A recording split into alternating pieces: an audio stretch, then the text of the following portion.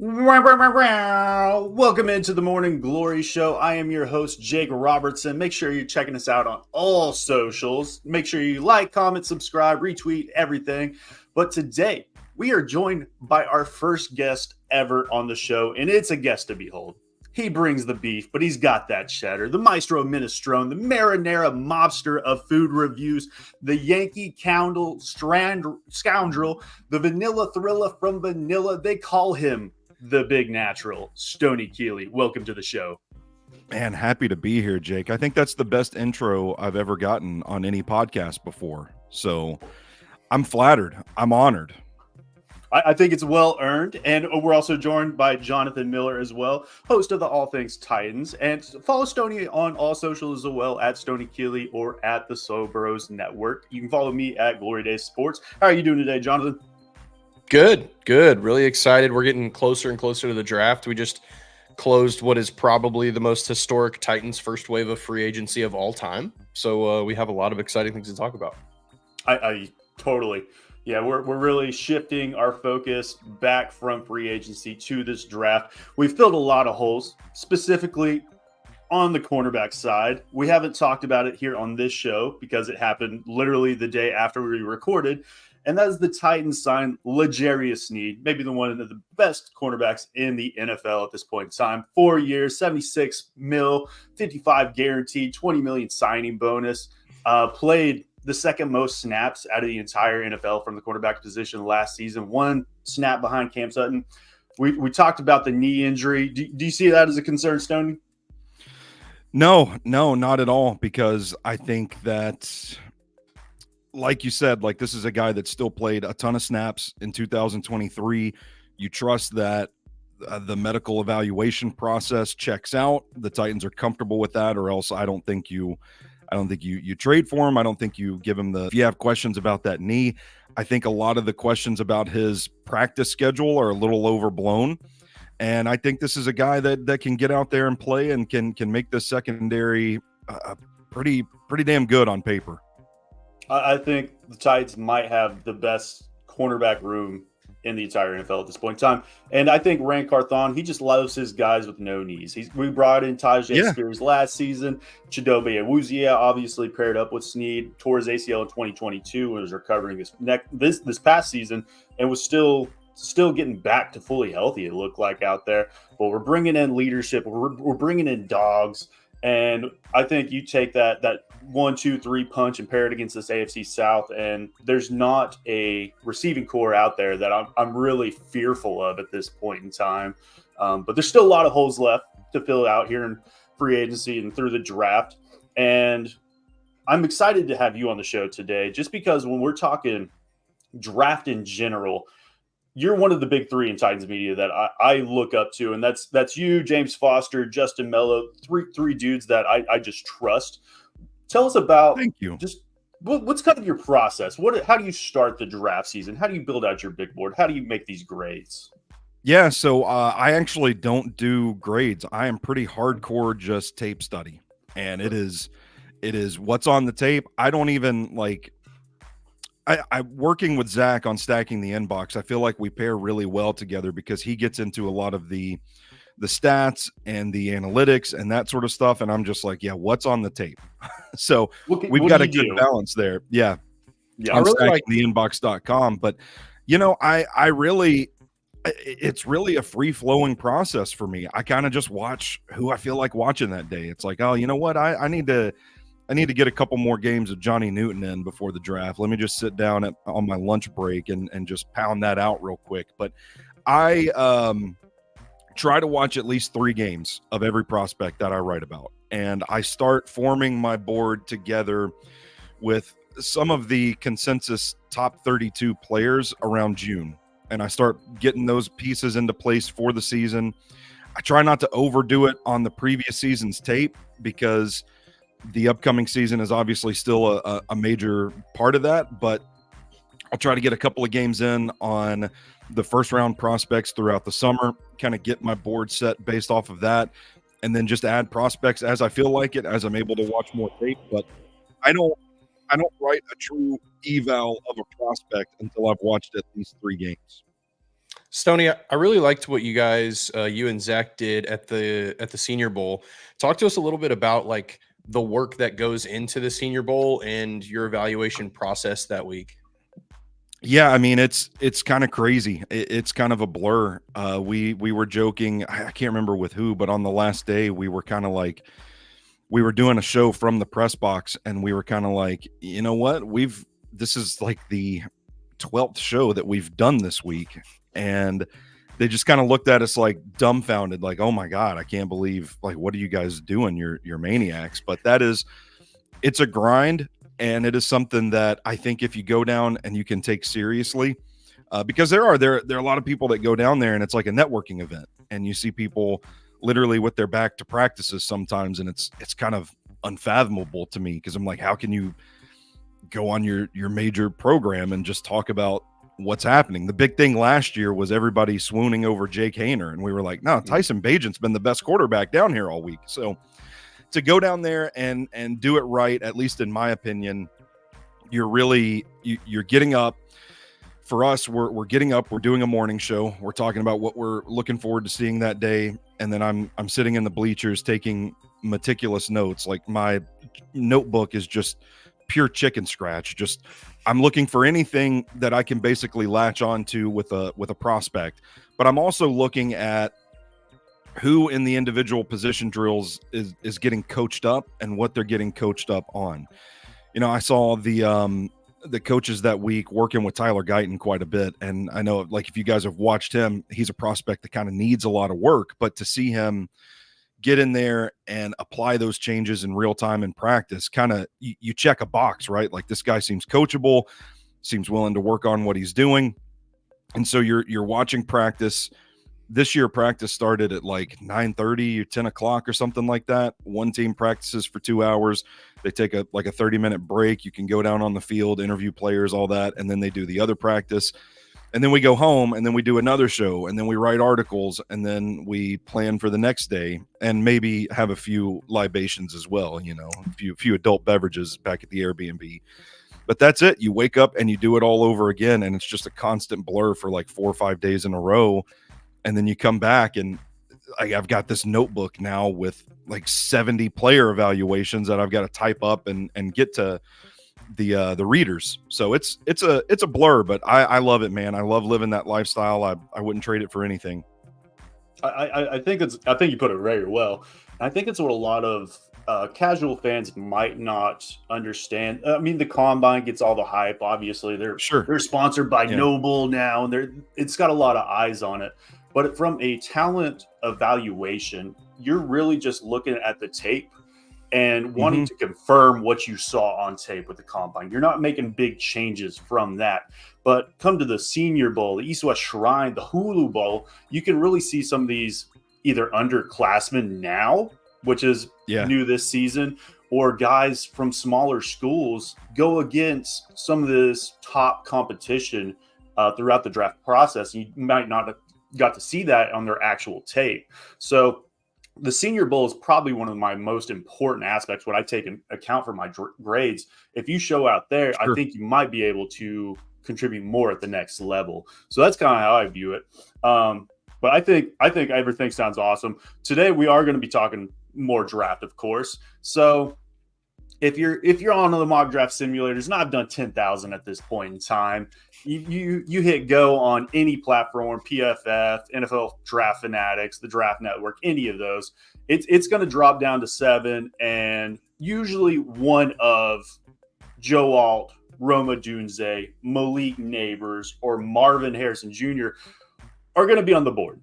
And we're going to see that throughout this coming into the draft. Those are going to be the names that you see out there from all draft media for the Titans, I really think. But we wanted to give you guys just a little taste of some of the other prospects out there, and wanted you to be at least aware of them just in case the Titans do go a different direction. So I want to start with you, Stoney. Give us just one guy that you see the Titans could potentially go at 7, maybe a guy you're a little bit higher on, and why could you be talked into going that way? Yeah, I mean, I think you look at the other offensive linemen. I kind of feel like people are really overthinking Olu Fashanu right now. He's still one of the best offensive line guys that I've ever scouted, and I don't know if there's. To me, I feel like there's got to be something more going on with him. The reason he's falling, because the hand size. People claim, oh my gosh, tiny hands, can't draft him, and he's falling down into. I've seen mock drafts that have him now around 18 to 20, and there's just like, what has happened there? I don't see that. I would still be fine with Fashanu at 7th overall because of the tape, and baby hands don't show up on tape when I watch him. So I'm sorry, I don't see it, guys. I don't know why the sky is falling for Fashanu. I would be fine with him. I would also be fine. It sounds like they're kind of poking around JC Latham as well. And these guys these days are prepared and open to the idea of switching to the left side. JC Latham, Talisi Fuaga as well. Both of these guys are really, really good, clean prospects that, hey, the Titans just need tackle help. They need 2 tackles right now. And if Alt's off the board, I'm going to be happy with any of the 3, and maybe you can switch Latham. I've seen people suggest that you can move Fuaga to the left side as well. Mm-hmm. I'm happy with any of those 3 if Alt is off the board. But to throw you a name out there, I'm gonna feed the propaganda machine and say Dallas Turner. I think he's my edge rusher 1 in this class. I can at least see the vision behind taking an edge rusher at 7th overall, because it is a need for this team. And whereas you could look at the tackle class and you could reasonably say, you know what, if we pass on a tackle here, we can get a guy at 38. This is a really deep offensive tackle class. We might be able to get a guy in the 4th round that's going to be starting for us week 1. With the edge class, you have the top couple of guys, and to me, it feels like it just falls off a cliff after that. So I could at least see the reasoning saying, hey, let's get one of these premium edge rushers and get him in there, check that box. And then, you know what? We're fine at edge rusher. We can build wide receiver, offensive tackle depth in the later rounds of this draft. Titans Twitter would be rioting in the streets, but I think if they were to take Dallas Turner, I don't think I'd be complaining about it. Yeah, I think when you think about just the premier positions in football, obviously quarterback stands in a tier above itself, but then it gets to the guys that can you get after that pass thrower? Can you block for him? Can you catch for him? But I think having somebody on the edge might make the biggest difference opposed to any other position in the NFL opposed to quarterback. But getting to you, Jonathan, who's your one guy? Well, I'm going to be honest. I had Olu Fashanu as well, and I share the same sentiment as Stoney. I don't understand the fall. People are talking about like the hand size thing. If you watch this guy's tape, his grip strength is insane. Like if he gets his paws on you, he's got you. So like I understand like if you want to break down his game and the nuances of the small things, like is he certain run schemes like getting to the second level or zone blocking his little struggles from time to time, but I mean, that's if you're being super nitpicky. Like this guy is him and Alt are far and away the best tackles in this draft, are blue chip, plug them in, you're good to go type of guys. But for the sake of being different and going in a different direction, I'm going to talk about a guy that I'm going to be clear. I think the Titans should either trade down or take one of these receivers. I'm pretty firm on that.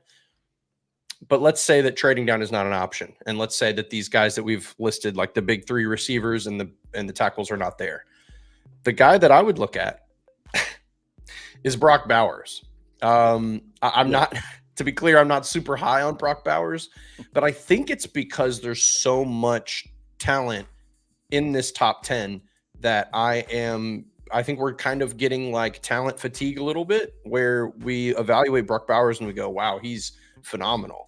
But in comparison to the tackle and the wide receiver and the quarterbacks that are, you can only squeeze so many guys into the top 10. So naturally the tight end position, as not a premium, at least in the top 10 or 15, he's going to slide. But if the Titans absolutely had to pick, there were no trade options, the tackle and the receivers were gone, I would be okay with adding some serious talent to the roster like Brock Bowers. Now, I will say On the Dallas Turner side, I'm not opposed to it, but I think that it would not be a good pick in that position, only because looking at pick 38, it's really important. Right? Like, draft strategy is huge, right? So Rand Carthon and team are taking a look at their board and saying, okay, if we take position A at pick 7, then where does that put us with selecting other positions in need at 38? And when you take, in all the evaluations on my side, when you take an edge at 7, which you're getting the best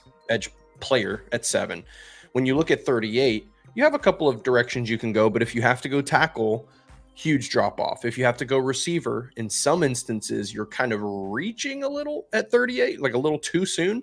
So you kind of just put yourself in an awkward position. So I think edge at 38 is interesting to me, because there's a couple of guys who, if they fall, would be chef's kiss, right? So I kind of like that idea better. So yeah, in this scenario, I would say if those premium positions, those premium players are gone, then I would you could talk me into Bowers at 7 making sense. Yeah, I think I could be talked into either players. With Bowers, it's such an interesting thing because he gets compared to Kyle Pitts just because he went just a couple years ago, another generational athlete. But what Bowers was doing in the SEC is unprecedented. He was dominating at 17 in the best of the best in college football. And I don't think that can be understated. And the tight end position, I think, does knock him. But if you viewed him as just a movable weapon, a slot receiver, even, I think it could only help. Dude's an athlete. He's going to be a matchup nightmare at the next level. So, whether he lands with Indianapolis or Seattle or wherever he ends up going, Cincinnati, he's going to fall into a situation where he is going to be a nightmare matchup. And I think his length and his ability to kind of like high point balls, like he's just a stud. He really is. So no, I agree with you. I think it's the fact that he's a tight end kind of puts this like gross, taste back in everybody's mouths of, oh, Kyle Pitts hasn't quite worked out. But yeah. Jonathan, to your point, man, like about this wide receiver class, it's a really deep class, but there are 4 guys in it that I look at as bona fide difference makers. Your wide receiver ones, week 1, they're out there playing. And then there's like wide receiver 3 candidates in the NFL. So I think at 38 right there, it really is a tricky spot where if you were to go receiver there, I feel like there are a lot of this class would be reaches at that point. And I think a lot of these guys are going to shine on down the depth chart a little bit. I think what's most likely going to happen is that we're going to get to pick 38 and one of these first round players are going to fall. The Titans are going to be sitting at 38. And here's something that's not getting talked about really. We're talking about trading down at 7. What about trading down at 38? Like that might be a really, really solid option for them, because in all these mock drafts that I've been kind of doing on the back end, there's always some talent that falls, like whether it's like a Byron Murphy or a Chop Robinson or Darius, like one of these guys are going to fall to 38. Yeah, Kevin Dodd. Yeah, that turned out great. One of these guys are going to fall. And then Titans are going to be making a decision that's probably just best player available at a position that might not be necessary. Like the other thing is, do you look at it like a Peyton Wilson, like a linebacker situation, even though that kind of feels a little too soon. So the Titans are going to be faced with a really interesting decision to make at 38. And you might just have to take the best blue chip player you can find at 7 and then hope to just find talent at 38. Yeah. I'm going to throw out one that I have not seen ever in a Titans mock draft. And I haven't seen him talked about at all on Really Titans media in general. And before this past week, it may have made a little bit more sense. And that just kind of matters where you see this guy as a positional standpoint. But I'm going with the former Iowa 100-meter and long jump champion. This white man can literally jump. And that's Cooper DeJean out of Iowa. I don't care if you see him as a cornerback or a safety. Obviously, you could use both. You need a CB4, and ultimately to somebody who could take over in the future. He can step in as safety 1 from day 1. And when I look at just Iowa secondary in general that transitioned into the NFL, I would just I would hate to have a guy like Micah Hyde, Geno Stone, Desmond King, Amani Hooker even. I mean, he's got the size, he's got the instincts, he's got the intellectuals that you're looking for. He's got the physical standpoint, I think. And when there's some guys you just watch on tape and they just kind of have that it factor. They're around the football all the time. I think that's Cooper DeJean. Personally, if I'm looking at him as just a corner standpoint, I have him a little bit further down this, but I could see the scenario where he comes out and is the best corner or best secondary player in this entire draft. So I just wanted to throw that name out there on him. And he can punt return as well, according to Chef Ran. And he's got some return skills. And obviously, we don't have a lot of that at all. But you guys have any thoughts on Cooper DeJean? I personally think that DeJean is like the safetiest of all safeties. Yep. Like a lot of zone coverage, wasn't tested in man a whole lot, but I think that's something that will translate to a position switch for him. I was going to mention the punt return ability too. He adds that dynamic. He had the big one. Oh gosh, I can't remember who it was against, but the tic-tac foul call that called it back that would have won Iowa that game. Just simply electric. I mean, he is a playmaker. I like him a lot as a safety. I've got him as the best safety in the class on my my board. So I mean, listen, you could easily talk me into that. I don't think it's too wild at all, Jake. Not at 7, you can't. Nope. No. I'm throwing my hands up. I'm flipping my table at 7. Would I be happy? No, not even a little bit. Especially with how the board falls. But I could be talked into it before the season. And if those camp reports come out and he's just thriving, I'd be over the moon.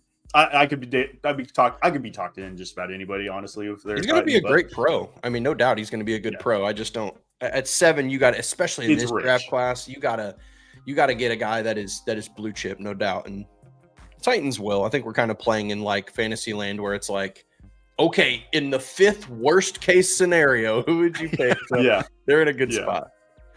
All right. Well, we kind of talked about the guys that aren't talked about at 7. Let's say Titans don't go tackle in the first. They don't get Olu. They don't get Joe Alt. They don't go to Lisi or any of those guys, the big 5.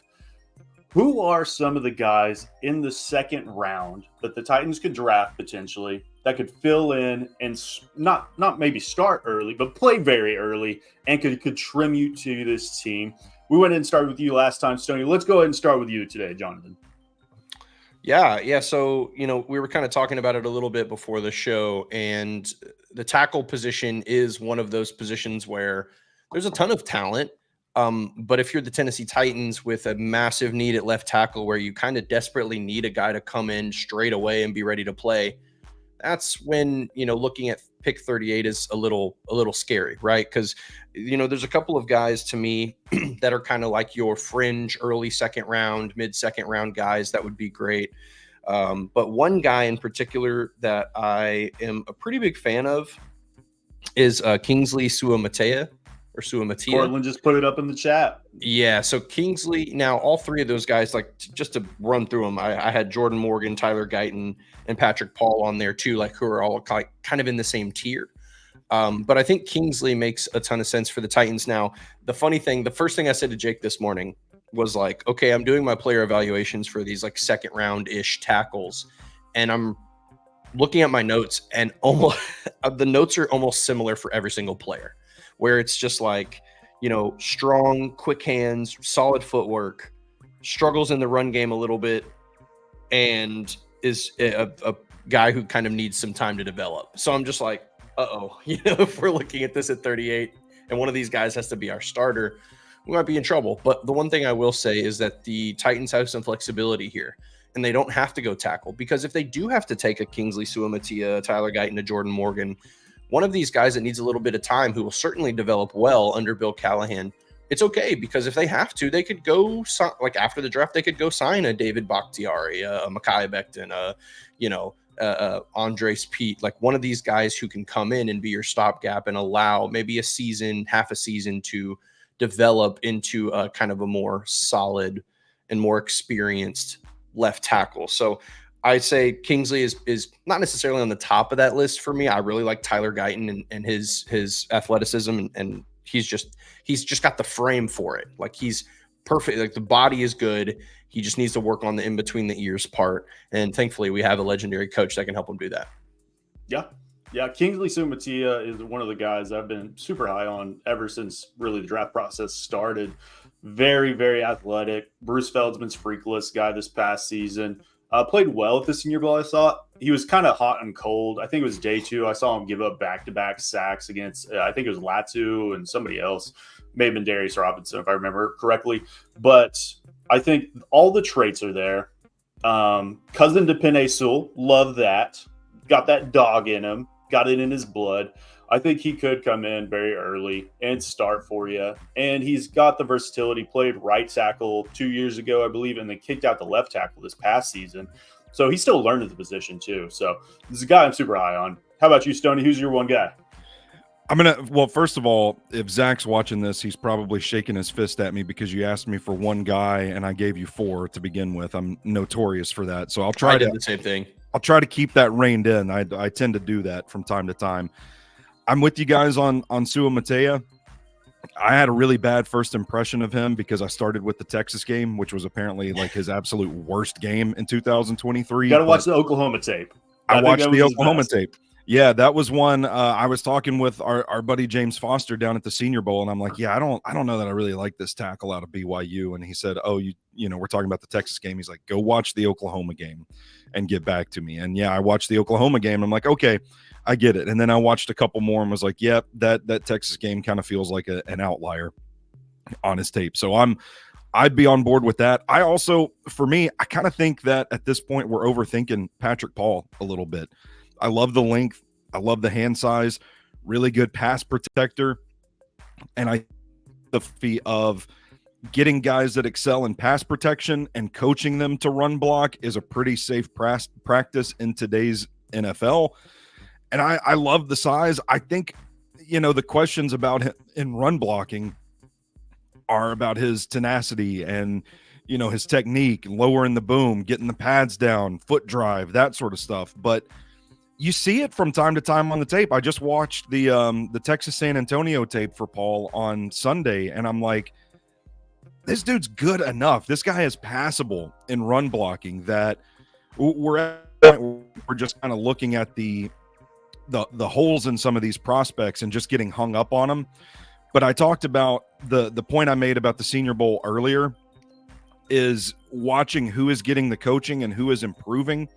I thought Paul was one of those guys that was getting a little bit of coaching, and you could tell like the coaching staff that was on hand was like, this guy, there's something there. They were exuberant to work with this guy because of the physical skill set. And I thought that he was doing a pretty good job of applying the technique changes they were showing him and winning reps. So I'm thinking, to go back to what we talked about earlier, he's checked that box. I think he's a coachable prospect. He is a freak athletically. He's an established, proven pass protector that maybe the mean streak isn't as evident on the tape, but I think the more you watch, the more you see it in flashes. And I think you can teach him to run block. Probably not going to have a good rookie season if you tried him out there at left tackle from week 1, but I like the upside with Patrick Paul. And I think sometimes we kind of get hung up on a prospect's weakness, and I think that's what's happening here at this point because he has improved throughout the draft process, if you ask me. Oh, definitely. And all the physical traits are there. He's definitely got the length. He's got the size. He's got what you're looking for. The anchor does scare me a little bit, but I think it's fixable. And he just hasn't faced a whole lot of top competition. Still young as well. If I'm looking at 38, and honestly, those are probably my 2 guys that I prefer over this next group. One that might actually be gone by 38 is Graham Barton at a Duke. Versatile dude, played left tackle the whole past season, I think his entire career at Duke, but he has the ability to kick into guard or even center. So you got that versatile dude there. But I wanted to throw out just another wild card.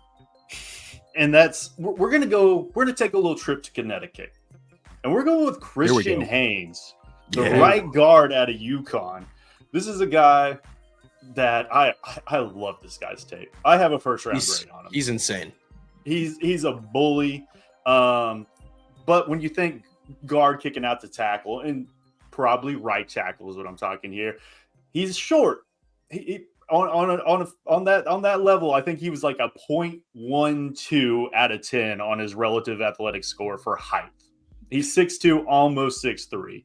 But when you worry about that, you worry about wingspan and length. He's got 33.5-inch arms, which is passable for me. So little squatty body, low man wins in this game.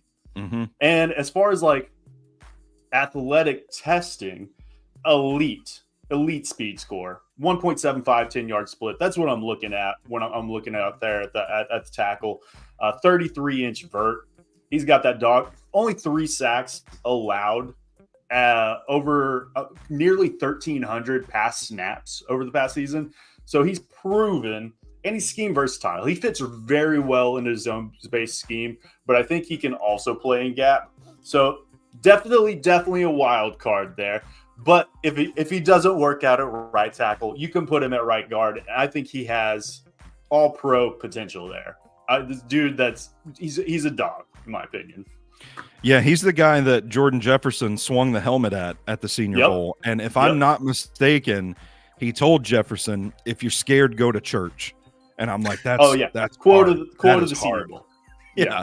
So I like him. I think he's probably the best pure guard in the draft, honestly. I've got Graham Barton listed higher than him, but I think that's just because of the versatility that Barton offers. But if you're talking about a guy played tackle.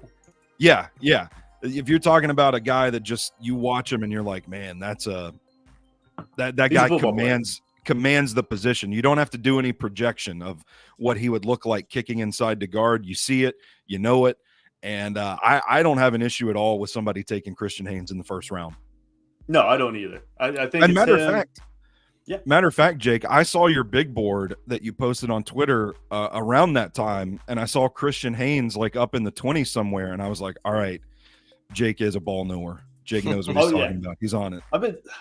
It's a guy that every time I look at him, I'm like, I gotta raise him higher. It's him and JPJ are the inside linemen that I just absolutely love. And Zach Frazier, I think he's kind of that next step down, but I love his tape too. But I think those are 3 guys that you could potentially bring into the second round that could play tackle pretty early, and you're going to have longevity there. But we're going to shift here in a minute. But if you guys are checking us out on YouTube, comment section is blowing up. We got over 500 viewers on live. If you're on Twitter, make sure you hit retweet, and then go to YouTube and subscribe. Do all the things for us. We appreciate it. We're trying to grow this channel. We're trying to get to 500 subscribers. We're getting close. Let's make it happen today. But Stoney, you got some player comps that you've posted. I started seeing them last season. I don't know if you've been doing them longer than that. No, just the last 2 seasons. Okay. So they're the best in the game. And we're going to throw some of these up here on the screen. I got 6 of them for us, and we're just going to scroll through them, and we're just going to let you dive into them. And the first one is pretty easy because we've already talked about the guy, and that's Patrick Paul. Patrick Paul is the guy who grabs you by the shirt and lifts you in the air before he bullies you. Just want to elaborate on that a little bit. Yeah, that was after I watched the UTSA game, and I'm just like rep after rep. I see Patrick Paul, like elbows bent, hands inside, getting on a guy, and just like it. I swear, like I wish I could have zoomed in because I'm like, this guy's feet have to be coming off the ground, and that's what it reminded me of over and over. It's like you see in the movies. I couldn't find a good photo of it, so I got the stock photo listed there, but it reminds me of the movies when the bully just grabs you by your shirt and lifts you up in the air. And I'm like, that's Patrick Paul. That's the comparison. Patrick Paul is the guy who grabs you by the shirt and lifts you in the air before he bullies you. I love it. And yeah, well, Patrick Paul at 38, I'm all in. If you can get him there, amazing.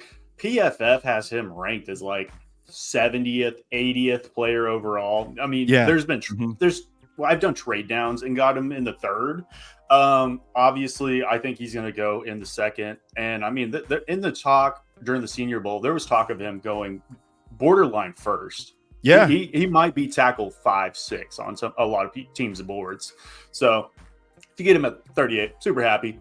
We're going to scroll down here. and this might be my favorite one. Picture is very blurry, but that is JJ McCarthy is pineapple pizza. And I know where I think I know where you're trying to allude this to, but I want to hear it from your words. Yeah, pretty simple. He is a really divisive prospect. I think if you love JJ McCarthy, you really, really love JJ McCarthy. And if you hate JJ McCarthy, you really, really hate JJ McCarthy. And it just reminded me when I had finished his evaluation and I'm sitting there thinking about it. And I'm like, what else is like this? And I think about every time you mention pineapple on pizza, it riles people up on Twitter. So I'm like, you know what? JJ McCarthy is pineapple on pizza. Yeah. I'm in the middle here. So I love pineapple on pizza, but I am not a fan of JJ McCarthy. Oh, okay. So JJ, he's very intriguing. He's very hard to scout just because he's not asked to do a lot.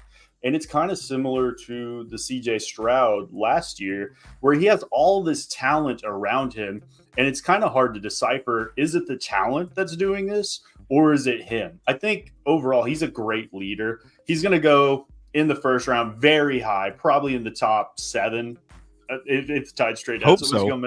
Hopefully. Hope so. Yeah. So I think it's going to be the big 4. And I think he is the 4th, but I think he's on the lower end. I have a 3rd round grade on him early, and I haven't really moved that since we drove more into this process. But he's an athlete too. I think that's underaccounted for. A lot of people see him out back there in the pocket, but dude can move. Dude can move. You have any thoughts on that, Jonathan, as far as JJ goes?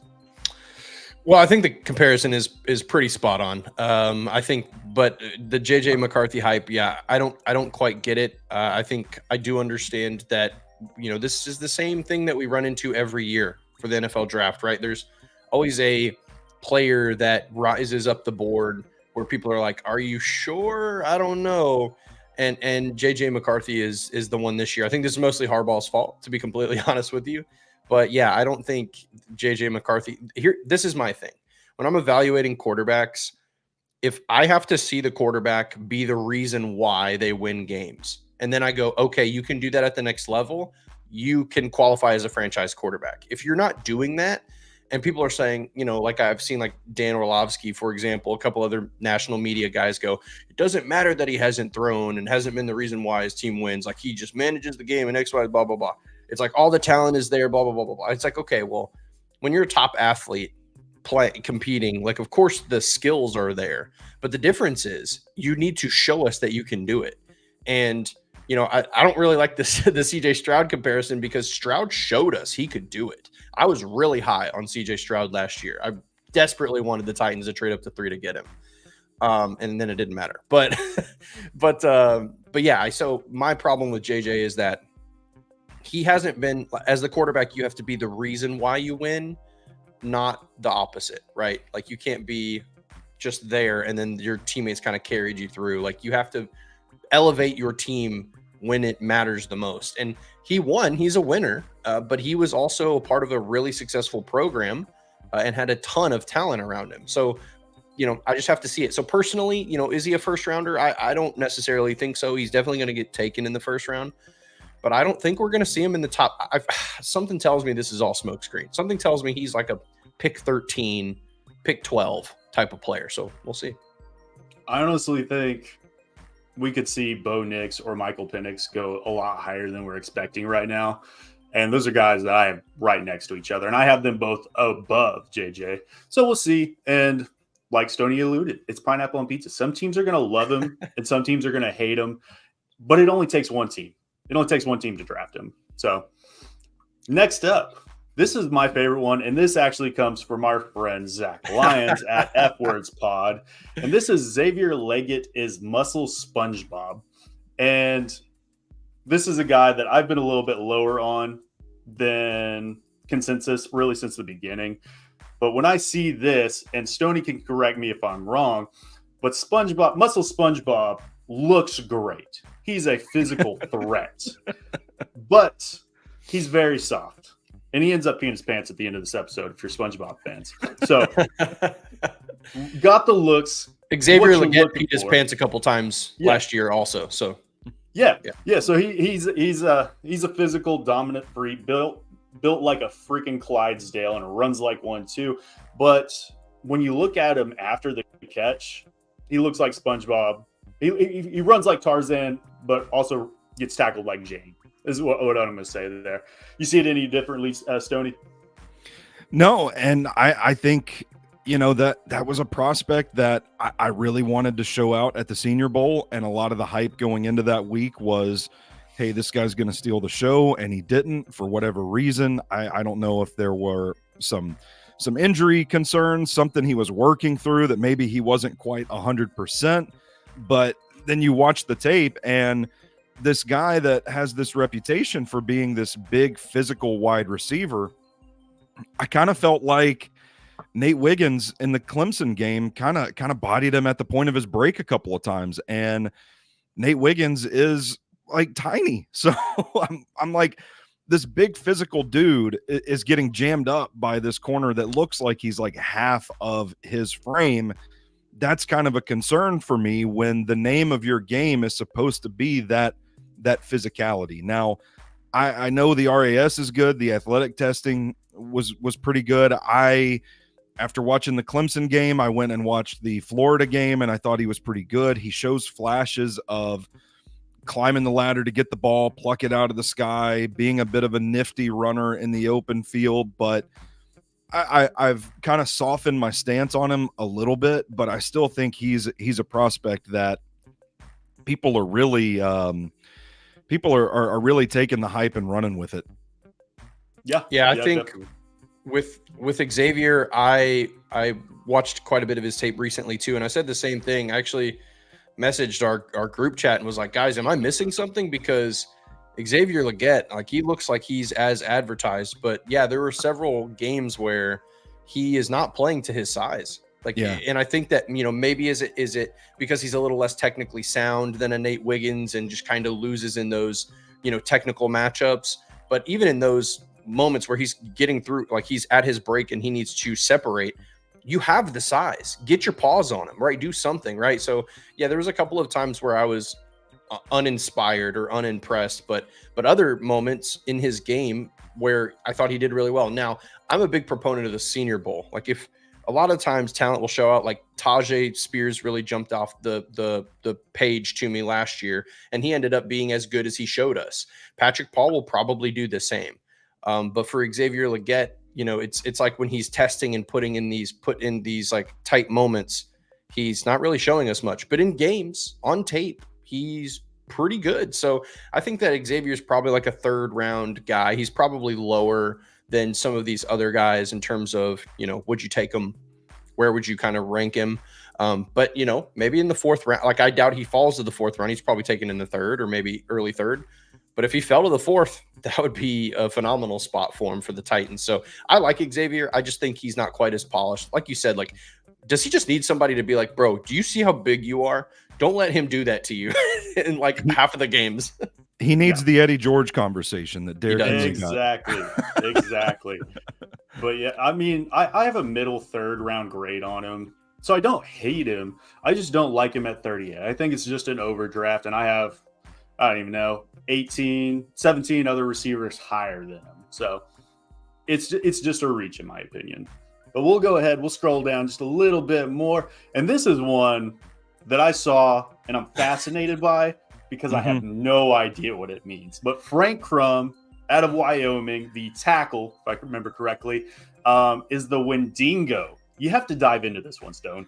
The Wendigo. The Wendigo is a legend present in many different regional folklore, but the general idea is the Wendigo hides in the woods, calls to you, you go in, it needs to eat people in order to live. So it eats Accurate. people for sustenance, but it is like this lanky, like, I don't want to say misshapen, but like misshapen creature that just kind of looks foul but can move and capture people and ultimately, you know, consume their bodies. So I looked at Frank Crum at the combine, and I've watched a little bit of Frank Crum, and I'm like, here's this big athletic, like weird looking dude that just eats people. So he's the Wendigo. I love it. I haven't dived into Frank Crum just yet. What were you gonna say, Jonathan? He looks like your second grade best friend's mom. That hair though. Yeah. No, I love that. I love she's it. mad you're eating all of her snacks when you come over after school, you know? Yeah. Awesome. We'll go and dive in. We got 2 more here. So we got Talisi Fawanga, silent N. We learned here very recently, in that name is Michael Myers. Love this, because if he gets to you, it's over. Yes. Game over. And then there's been talk about it, like we alluded to earlier. He might want to kick out to left tackle, get that big paycheck. But Talisi Fawanga is, I view Joe Alt as don't miss. I view Olu as don't miss. I think Fawanga is the only other tackle I view as near as a surefire starting tackle in this league. And I could see him ultimately being the best tackle out of this draft class. But yeah, I mean, Fawanga is a stud, in my opinion. And another thing about this particular comp is that Michael Myers, you don't really see him move all that often. He's like 30 feet in the distance, and then the next camera shot, he's right up on you. Like, you don't see him. You don't see how quickly he moves. He's just kind of there all of a sudden. And I think that's a lot of Fuanga's game as well, is like you just blink and he's somewhere else, but he doesn't really look like he's moving all that fast. Yeah, dude is and I think he's done that through this pre-draft process spec too. He started in that big grouping of maybe borderline first-round picks, and then we hop into the Senior Bowl, and now he's talked about as maybe OT1 by a couple of different analysts out there, and it's just a precedent to his game and how he carries himself. And it sounds like the interviews have been great as well. So Fawanga is a guy that you have to keep your eye on. Great dude. And then we talked about Zach Frazier earlier as well. Great center out of West Virginia. And I don't think he's talked about enough. It's him and JPJ, but it's pretty set in stone that JPJ is center 1 and he's center 2. And then there's a great decline after that. But I think Frazier is a lot closer to Jackson Powers Johnson than a lot of people have talked about. But the red turtle shell, I want to know what you were trying to get the point across with the red turtle shell. Yeah, I mean, you point Zach Frazier at a target, you fire, and he eliminates that target. I mean, plain and simple. Like, it's wild. He was one of my favorite watches. I watched the Penn State game recently and did a little write-up on it. That is something special when you just know that on 4th and 1, you can line up behind your center, up the middle, and just run at will. And they were able to do that even late in that game when it got away from them and there was no chance that they were gonna win the game. They were still out there fighting and scrapping, and it was one of the coolest things that I've watched this draft cycle, because Frazier just sets the tone. And I'm just watching it like there's no way they're going to win this game, and he is still out there beating people's ass. Like, it is awesome to watch. And so for me, I think Zach Frazier, if he didn't have the injury concerns, which, by the way, for him to get out there and already like running drills at the combine and all that stuff after what happened to him is just amazing. So I think if he didn't have those concerns, I think he would be pushing Jackson Powers Johnson a little bit more for that top center spot in this draft. He is particularly efficient as a run blocker, but I think he's kind of another guy that kind of gets miscast. You call him a run blocker, feisty, scrappy guy, and that's kind of the end of the eval. It just gets ingrained into draft media and fans' minds. But if you watch him move, he's a good mover. I think there are some issues in pass protection, but it's not like he's completely incapable of pass protecting. I like him a lot, and I think top of the second would be where I'd expect him to go. I think teams are going to covet his mindset, physicality, aggression, and the leverage and strength that he plays with. If he hits you, you're totally wiping out, just like the red shell from Mario Kart.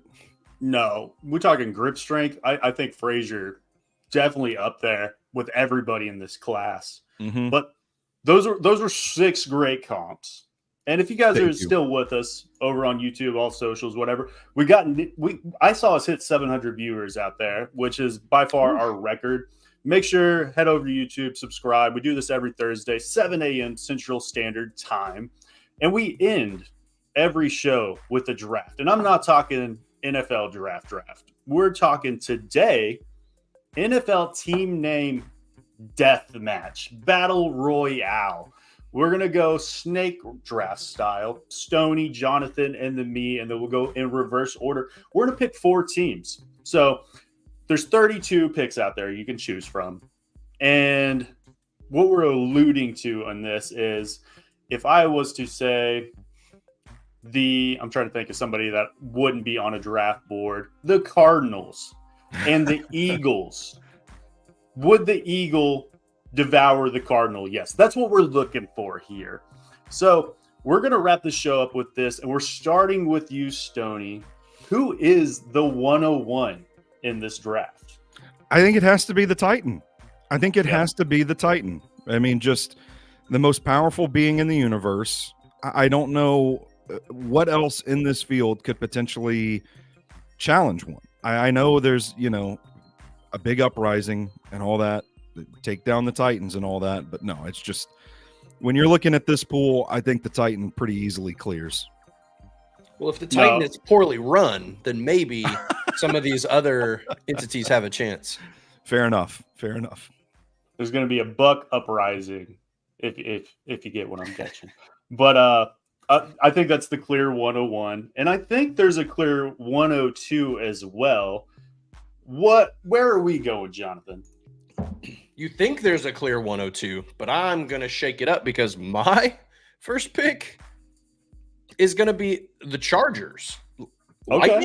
Like a lightning bolt. Okay. I mean, you're cooking. I'll cook a giant with a lightning bolt. You know what I'm saying? So all I'm saying is that if David had a lightning bolt as opposed to a slingshot, then maybe, I mean, Zeus brought down the Titans, alludedly. That's true. What is Zeus's weapon of choice? The lightning bolt. So I don't mind that at all. Actually, wasn't on my board. I thought about it and I looked at it and I was like, I honestly don't know what a charger is. Is it lightning? And it's like a charging block, and I'm just way off base. Yeah. So you alluded to it. I got back-to-back picks here. The first one I think is fairly easy for me, and that's going to be the Giants. And I could see this going a couple different ways. I think it is a tier below probably the Titans, just because the Giants, if I see a 9-foot tall man, I'm going to call that guy a giant. But ultimately, I think he's probably getting stomped by a lot of these big cats that I'm sure we're going to see later in the draft. But if we're talking like Elder Scrolls, Skyrim, hit you with a boulder, send you into oblivion, I can see that going a couple different ways. Exactly. Yeah. Not like a Wimby. Like Wimby get cooked by a Bengal. You know what I'm saying? So yeah. Mythical. And then with the next pick, I think this is really the last of a tier, and then we hop into these other ones, and that's going to be the Jets, the New York Jets. If I'm flying around, I'm dropping bombs, I'm sending missiles. We're bringing technologically to the next level with these picks, and then I think the Giants and the Jets, if I pair them together, maybe I can just take out maybe one of those top 2 picks that you guys took. Maybe. I don't know how we're defeating a lightning or a storm. I don't know what you win with that, but maybe we can do that. But back to you, Jonathan. Who are you taking with the second pick? So I'm glad I'm in this position because this is interesting, right? Like you could go like one of these ferocious jungle cats, right? But I'm going to go in a different direction. I'm going to go the Joe Rogan direction. And I'm going to go with the Chicago Bears. Yep. Big old grizzly bear just gets his hands on one of those cats and just gets rid of them. So, Bears. Man, I was thinking I was going to get the bear. I was going to pull the exact same rationale, like the bear's the apex predator. And so I think we all had the Bears as maybe our first animal pick. because I personally did as well. Like if the grizzly bear is there at 38, the Titans should just take a grizzly bear at 38 because, value. Have you seen those polar bear videos where the guys are like locked in the cage in the Arctic? These dudes are destroyers. They are on a mission, and it is to eat you. That's all. That's the one thought process. And then you can see all the other videos where they're by themselves swimming in the freezing cold tents and stuff. So they can be cute, but they're also destroyers. So back to if there's you, a cat on you, like if there's a cat on you really quick, like, you could poke it in the eye or do something that might like disinterest it, right? And then it's like gone. A bear, dude, you could rip a bear's arm off and it's going full tilt on you. So it's just easy. Man, Chef Ran ruined my joke. I was gonna go cowboy. Give me a cowboy with a shotgun, and we're good to go. So when I thought about that with the bears and all that, I was like, man, if I personally had a gun and a bear is running at me at full bore, I don't think I'm stopping it. I was like, maybe if I have a big enough gun, but I was like, I'm taking one shot and then it's got me. It might die afterwards, but it's probably taking me out. This is kind of where I was alluding to. But then we got Cowboys with the second pick. Who are we going with the third? I'm gonna give me the Panthers, and I'm gonna have my Cowboy riding the Panther into battle with the Titan. Love it. It's okay, All Chef right. Man. Thank you for the support. You can have one of my jokes every once in a while. All right, Jonathan. We got the Chargers and the Bears. Who are we taking with the third? This is a tough one because it's like, do you take the Texan because are they the same as a Cowboy? Like, there you go. Get in the gunfight. I guess that's what I'm going with. I'm going to go with the Texan. Let's get some firepower. It's just a guy from Texas. It's not even like a Cowboy. You got a guy Jerry from Texas. Jones. It's like Matthew McConaughey. Yeah. An unarmed guy from Texas. It's just a guy from Texas.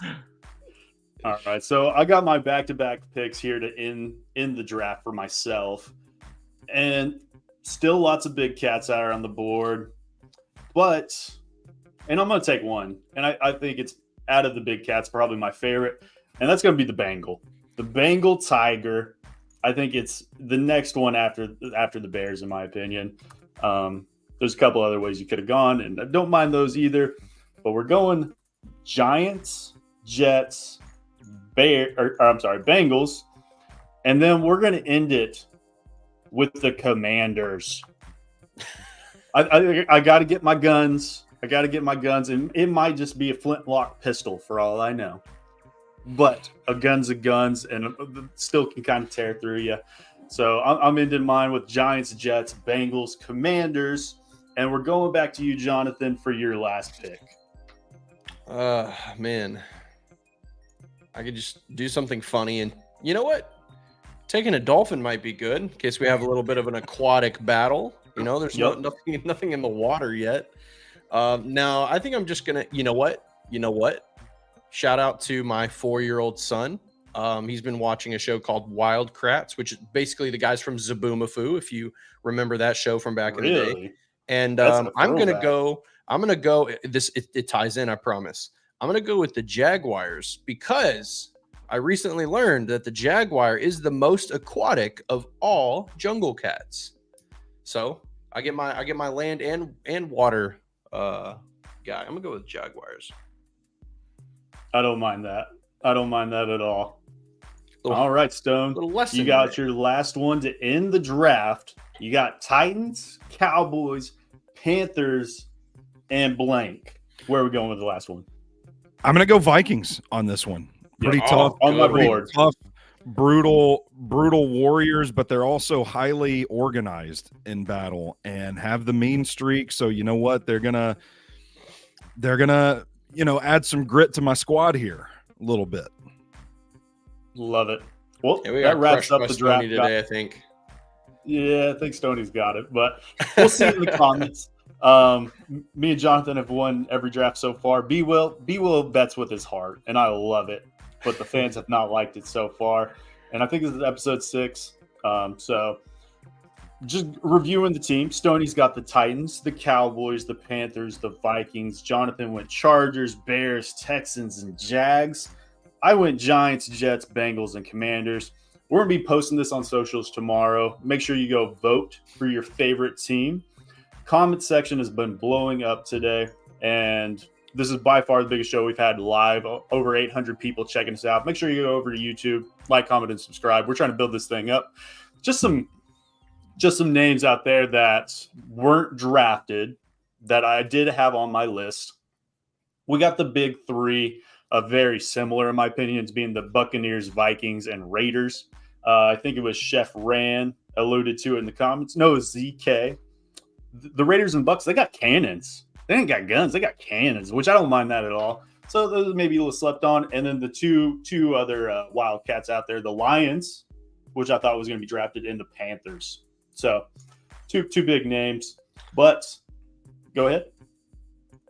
I was just going to say Lions, like, they just don't, I feel like they're kind of like lazy almost. Like they're just like, just kind of lounging around, whatever. Like you see animals fighting lions and they're kind of just like, okay, cool, whatever. Like they just don't care. So I'll say this, if I may, if we're having an NFL mascot deathmatch tournament, I feel really bad for the dude that just like works in a cheese factory and packs up cheese, because it's going to be over quick for that guy. Yep.